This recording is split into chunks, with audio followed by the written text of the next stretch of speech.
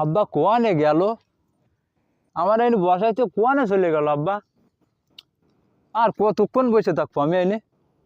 দেই একটু এদিক ওদিক ঘুরে ফিরে দেই কোয়ানে গেছে।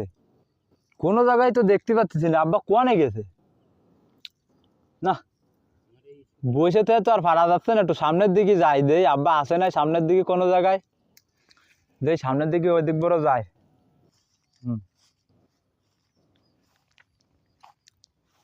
টানো।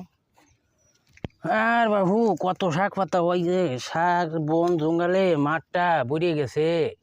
এই রোদ্দুরি কিভাবে কি কাজ করি কও? হ্যাঁ, কাজ করব। এই যে গুঁড়ো গাড়া ছেলে হইলে আষ্টি করলেও আসে না, আমারই সবই করা লাগবে। তাহলে এত বই খাত আমি কিভাবে সামাল দেবো একা একা?